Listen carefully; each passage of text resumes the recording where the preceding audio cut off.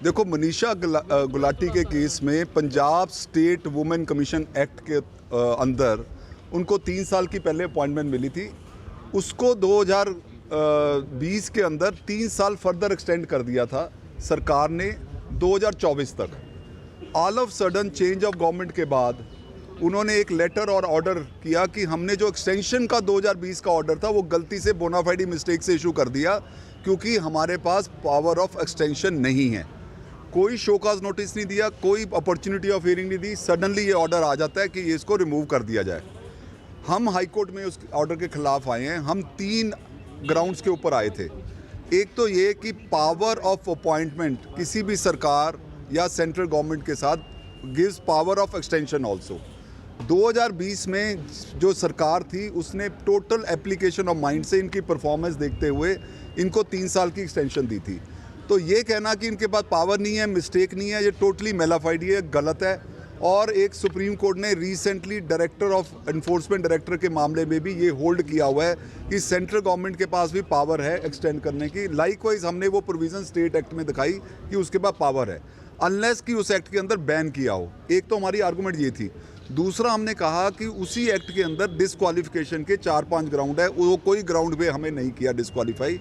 उसमें भी एक्ट में लिखा हुआ है कि अगर उस पर भी करना है तो आपको नोटिस देके अपॉर्चुनिटी ऑफ हियरिंग करके देना है। ये टोटली मेलाफाइड ही है।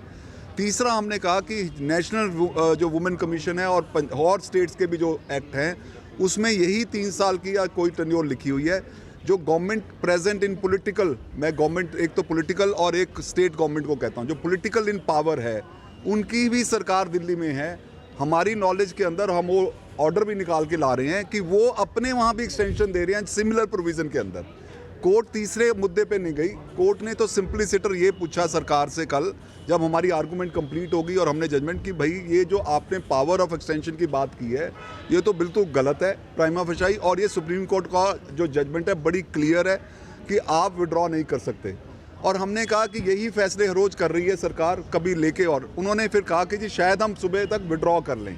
आज सुबह जब 10 बजे टेकअप हुआ तो उन्होंने ये ऑर्डर को विड्रॉ कर लिया, जिससे मनीषा गुलाटी को रीइंस्टेट का हो जाएगा। आज वो ऑर्डर पास करेंगे, कोर्ट में स्टेटमेंट दे दी है। साथ में हो जाएगा, आज वो ऑर्डर पास करेंगे, कोर्ट में स्टेटमेंट दे दी है।